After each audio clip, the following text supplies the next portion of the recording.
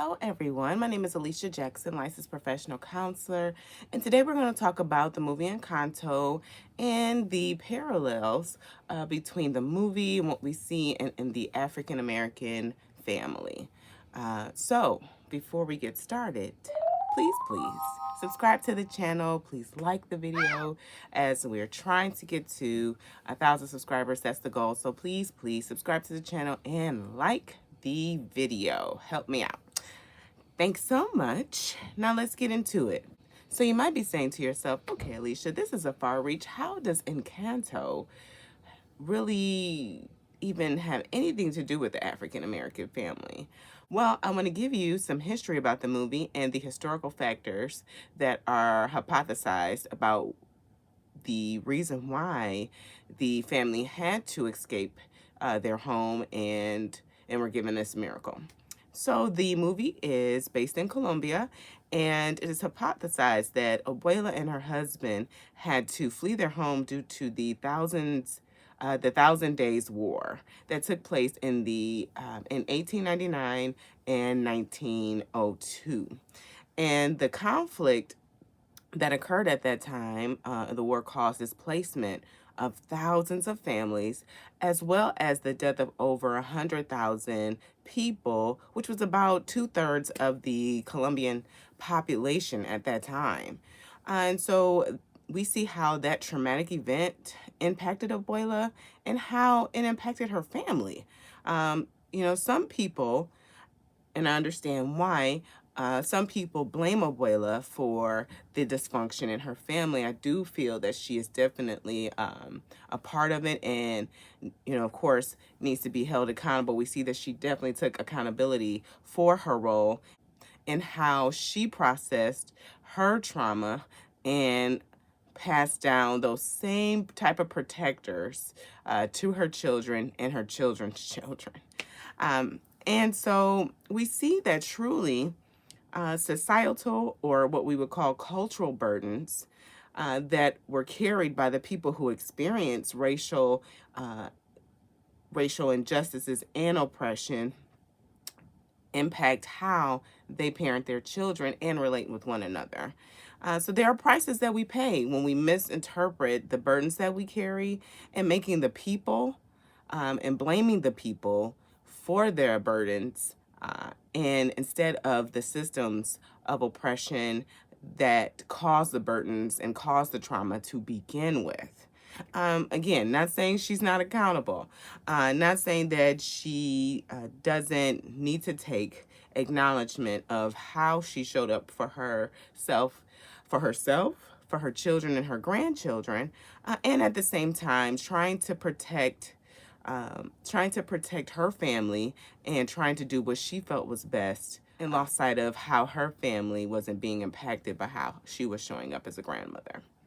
Given that history, let's talk about how we're going to look at the parallels between the trauma that this family experienced and how that trauma shows up in the African American family. Now, I am using a broad brush, okay, when I'm talking about this, because of course we know black people are not a monolith, right? We know this, and we also know that not every African American experiences the same thing. And at the same time, there are some parallels that we can draw of the universal African American experience in this country. Okay, and so we're talking about slavery, systematic racism, Jim Crow era civil rights movement that have impacted the African American community since 1619, and are still impacting us even to this day, like voter suppression, all of the mass incarceration, so many things that are impacting our world and are shaping how we interact with each other and we parent our children and how we experience our parents. Could you imagine the protectors, the defense mechanisms that one would build, or one would try to even help them to survive, the oppression that they experienced firsthand and had to utilize to survive, and then impress those same protectors onto their children and to be able to survive in this world. I could only imagine. So I want to talk about some common protectors in the African American family, and even want to encourage you to comment below to see if there's any protectors or any ways of survival that you feel that you've even experienced or have witnessed as an African American in this country. So some of the common protectors that I have witnessed in the African American family is a very harsh or strict parenting style. So have very strict rules, very rigid rules. And it leaves very little error for the parent to have a mistake, to make a mistake, or the child to make a mistake.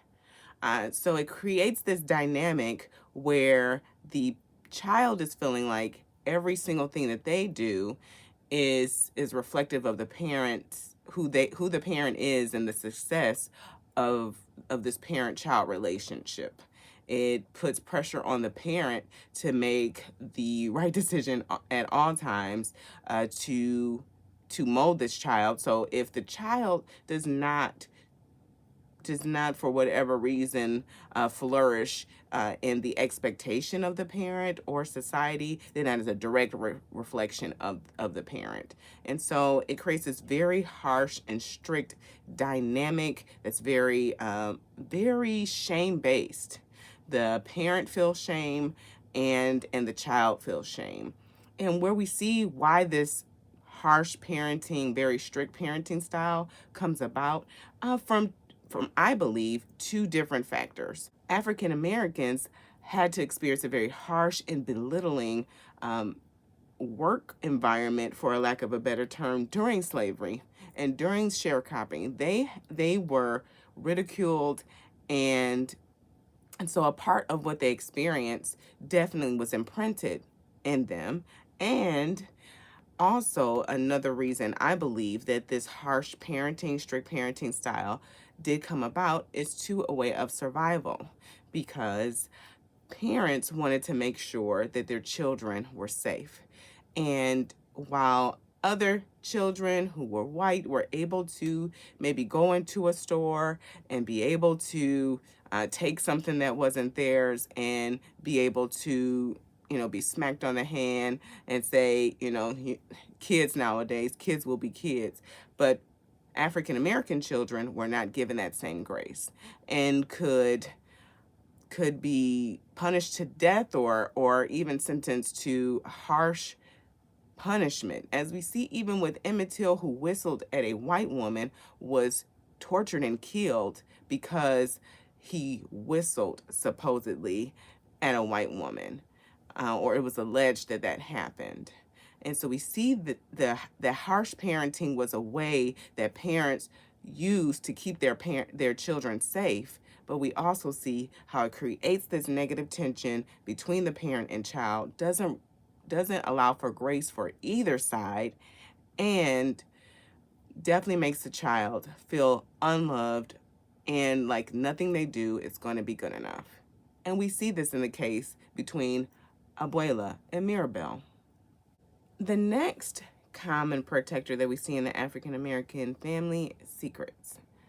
This we also see in the movie Encanto with Bruno, and the story behind Bruno, and then even the full story of Abuela's trauma that she experienced. That's not, something that we talk about, or we don't talk about things like that. We see this a lot in African American families, as there's no talk about whether it be a relative and some behavior that is unsavory. Oftentimes when there is sexual trauma or any type of abuse that happens in a family, it's not something that is shared or talked about, which creates and re-traumatizes and brings more shame to the trauma that the person experiences. We also see where if there's any conflict, or if there's any tension, that is left unspoken, which does not create a space for healthy communication in the family, and creates a barrier in which it's hard to connect and relate with each other. And so things are left unresolved, creating more tension in the dysfunction in the family. The third common protector in the African American family is stigmatizing mental health. This is something that is birthed from a few different ways. One of the ways is there unfortunately it's not a lot of education surrounding mental health.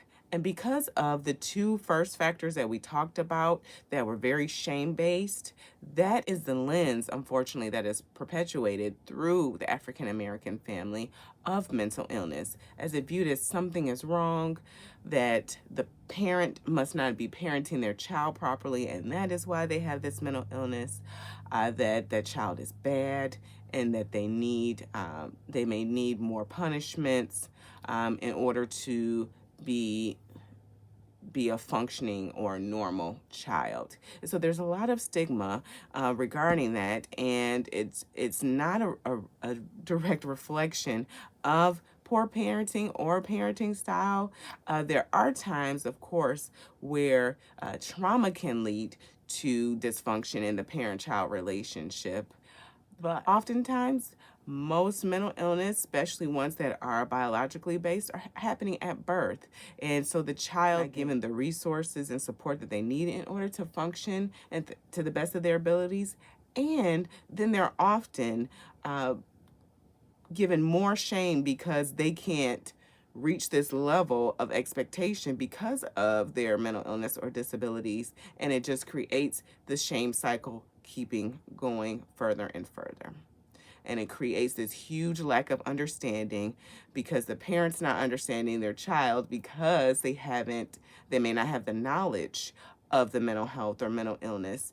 And the child then feels misunderstood and rejected by their parent, which creates a huge dynamic between the parent and child. It creates a huge, huge traumatic pain, and also it creates a great strain in the parent-child relationship, for sure.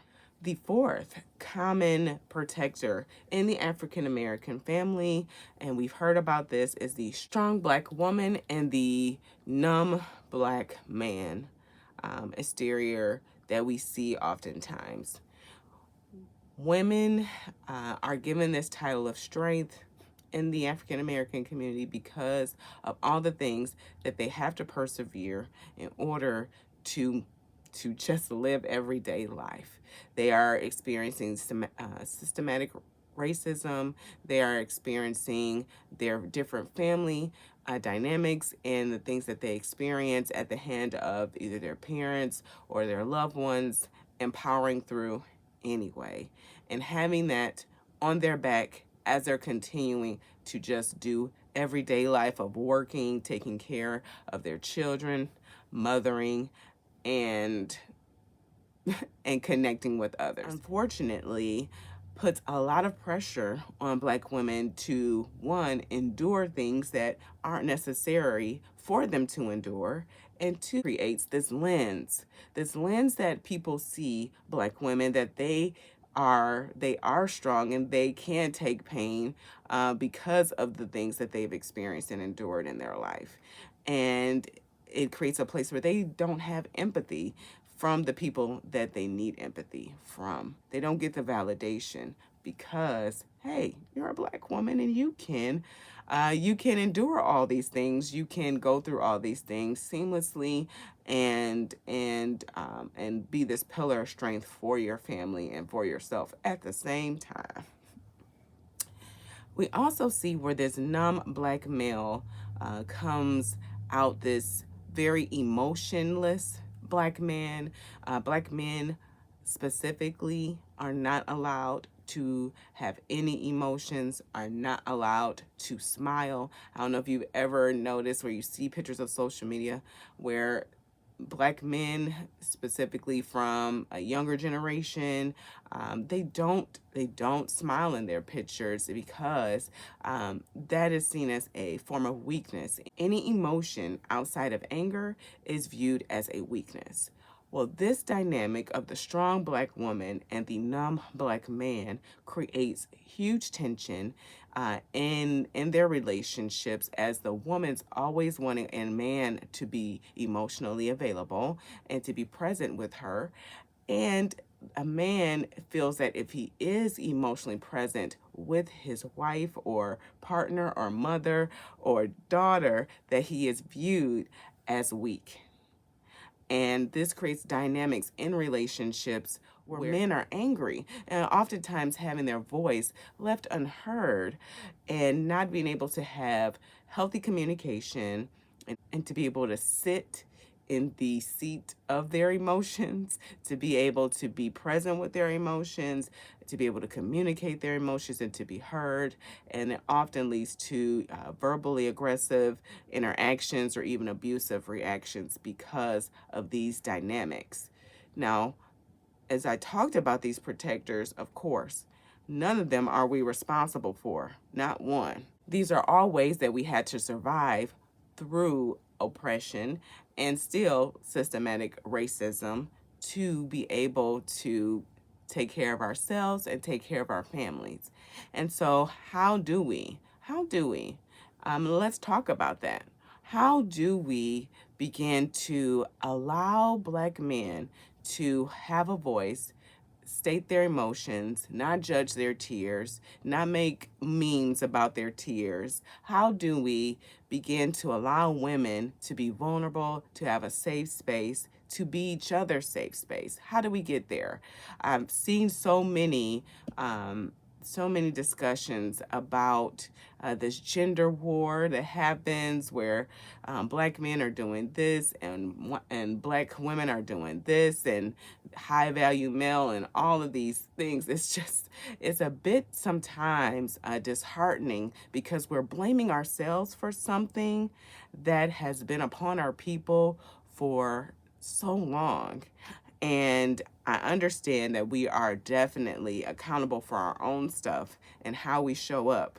It's like we are not the reason why we are this way, but we're still responsible for how we show up. Absolutely. How do we engage in this journey of healing? How do we engage in healing our relationships with our family? How do we engage with healing in our relationships and our friendships? And how do we engage in healing in our romantic relationships? And most importantly, how do we engage in our healing relationship with ourselves? Please comment below. I'm so excited to be engaging with you guys in this important conversation. It's truly one of the reasons why I created this channel, as I saw how we were getting some information about mental health. We were learning and growing about our experiences and about being more aware. And at the same time, we're using the same language to attack each other.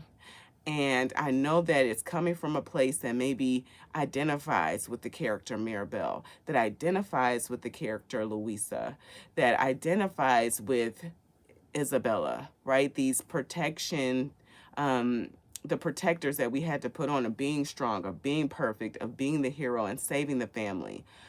And we want to blame Abuela, we do. And at the same time, we have to look at Abuela and the hurt and trauma that she experienced, as we have to do it for our grandmothers, for our parents, because they have also gone through the Jim Crow era. They also had to go through the civil rights movement. And they also had to go through the mass incarceration and the crack epidemic. They all had to experience these things, and they all, even big picture worldwide, they all had to experience the pandemic. All of this worldwide is also impacting how we interact with each other. And so how do we, as a community, do community healing as well as individual healing? Let me know your thoughts. Thank you guys so much for watching. I truly appreciate it. Of course, subscribe to the channel and like the video. Thank you again. Take care and peace.